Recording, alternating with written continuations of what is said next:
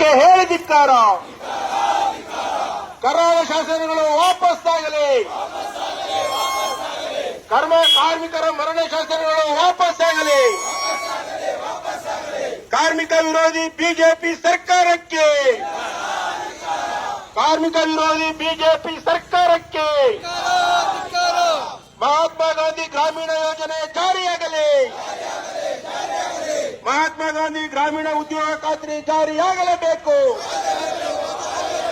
ವಿದ್ಯಾರ್ಥಿ ಯುವಜನ ಮಹಿಳಾ ಸಂಘಟನೆಗಳು ಇಡೀ ದೇಶಾದ್ಯಂತ ಈ ಒಂದು ಮುಷ್ಕರಕ್ಕೆ, ಈ ಒಂದು ಬಂದ್ಗೆ ಬೆಂಬಲವನ್ನು ಕೊಟ್ಟಿದ್ದಾರೆ. ಯಾಕೆ ಇವತ್ತು ಅಖಿಲ ಭಾರತ ಮುಷ್ಕರ ನಡೀತಾ ಇದೆ, ಯಾಕೆ ಇವತ್ತು ಬಂದ್ ನಡೀತಾ ಇದೆ ಅಂತಂದ್ರೆ 4 ಕರಾಳ ಶಾಸನಗಳು, ಲೇಬರ್ ಕೋಡ್ಗಳು ಕೇಂದ್ರ ಸರ್ಕಾರ ತರ್ತಾ ಇದೆ. ಈ 4 ಲೇಬರ್ ಕೋಡ್ಗಳು ತಂದ್ರೆ ಇಡೀ ದೇಶದ ಕಾರ್ಮಿಕ ವರ್ಗ ಕೋಟಿ ಕೋಟಿ ಜನ ಇದಾರಲ್ಲ, ಈ ಎಲ್ಲ ಕಾರ್ಮಿಕರು ಸಹ ಬೀದಿಗೆ ಬರ್ತಾರೆ. ಮತ್ತು ಈ ಹೋರಾಟವನ್ನು ಬೆಂಬಲಿಸಿ ಬಂದಿರುವಂತಹ ರೈತ, ಕನ್ನಡ ಮತ್ತು ದಲಿತ ಪರ, ಮಹಿಳಾ ಪರ ಎಲ್ಲ ಹೋರಾಟದ ಮುಖಂಡರುಗಳೇ, ಈಗಾಗಲೇ ಇವತ್ತಿನ ರಾಷ್ಟ್ರವ್ಯಾಪಿ ನಡೆಯುತ್ತಿರುವಂತಹ ಈ ಸಾರ್ವತ್ರಿಕ ಮುಷ್ಕರವನ್ನು ಕುರಿತು ನಮ್ಮ ಎಲ್ಲ ಮುಖಂಡರು ಮಾತಾಡಿದ್ದಾರೆ. ಈ ದೇಶದೊಳಗಡೆ ಒಂದು ಕಾಲ ಇತ್ತು, ಬಹುಶಃ ಕಾರ್ಮಿಕರಿಗೆ ತೊಂದರೆ ಆದರೆ ಈ ಕೆಂಬಾವುಟಗಳನ್ನು ಹಿಡ್ಕೊಂಡು ಆ ಕಾರ್ಖಾನೆಗಳ ಮುಂದೆ ಹೋರಾಟ ಮಾಡಿ ಬಹಳಷ್ಟು ಸುದೀರ್ಘ ಹೋರಾಟಗಳನ್ನು ಮಾಡುವಂತ ಕಾಲ ಇತ್ತು. ಆದರೆ ಇವತ್ತು ಈ ದೇಶಕ್ಕೆ, ರಾಜ್ಯಕ್ಕೆ ಒಂದು ಸಂದೇಶವನ್ನ ಕೊಟ್ಟಿದೆ.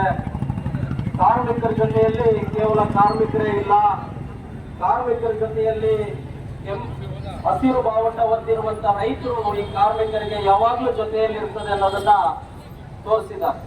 ಅದರ ಜೊತೆಯಲ್ಲಿ ಕಾರ್ಮಿಕರಿಗೆ ದಲಿತ ಸಮುದಾಯನೂ ಸಹ ಆ ಕಾರ್ಮಿಕರ ಜೊತೆಗಿದೆ ಅನ್ನೋದು ಅನೇಕ ಸಂದರ್ಭಗಳಲ್ಲಿ ಸಾಬೀತಾಗಿದೆ. ಅದೇ ರೀತಿ ಕನ್ನಡದ ಮನಸ್ಸುಗಳು ಸಹ ಈ ಕಾರ್ಮಿಕರ ಬೆಂಬಲಕ್ಕೆ ಸದಾ ನಿಂತಿದ್ದಾವೆ. ಆ ಕಾರಣಕ್ಕಾಗಿ ಇವತ್ತು ಎಲ್ಲ ಬಾವುಟಗಳು ಕಾರ್ಮಿಕರ ಹೋರಾಟಕ್ಕೆ ಬೆಂಬಲವಾಗಿ ಇಡೀ ಮಾತ್ರ ಇವನ್ನ ಮಾರಕವಾದದಿಂದ ಕಾರ್ಮಿಕ ಕಾಯ್ದೆಗಳು ಹೋಗ್ತವೆ. ಇಲ್ಲ ಅಂತಂದ್ರೆ ಈ ಬಂಡವಾಳ ಕಾಯ್ಗಳು ಸುಳ್ಳು ಈ ದೇಶದಲ್ಲಿ ಏನ್ ಅಧಿಕಾರ ಮಾಡ್ತಿದ್ದಾರೆ, ಇದೇ ಇದು ಬಿಟ್ಟರೆ ಇಡೀ ನಮ್ಮ ಕಾರ್ಮಿಕ, ರೈತ ಮತ್ತೆ ಶೋಷಿತ ಸಮುದಾಯಗಳ ಎಲ್ಲರೂ ನಿರ್ಧಾರ ಮಾಡಿ ಈ ದೇಶಕ್ಕೆ ಮಾಡ್ಕೊಳ್ಳುವಂತ ವ್ಯವಸ್ಥೆನ ಇವತ್ತು ತರ್ತಾರೆ ಅಂತಕ್ಕಂಥ ಮಾತನ್ನ ಈ ಸಂದರ್ಭದಲ್ಲಿ ನಾವೆಲ್ಲ ಎಚ್ಚೆತ್ತಬೇಕಾಗಿದೆ.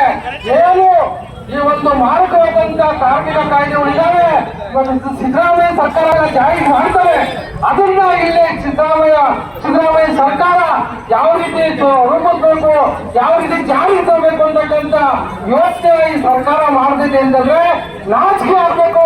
ಕಾಂಗ್ರೆಸ್ ಸರ್ಕಾರ ಇರ್ಬೋದು ಅಥವಾ ಬಿಜೆಪಿ ಸರ್ಕಾರ ಇರ್ಬೋದು ಅಥವಾ ಜೆಡಿಎಸ್ ಸರ್ಕಾರ ಇರ್ಬೋದು, ಇವೆಲ್ಲವೂ ಸಹ ನಮ್ಗೆ ಮಾರಕವಾಗಿರುವಂತಹ ಒಂದು ಪಕ್ಷಗಳು.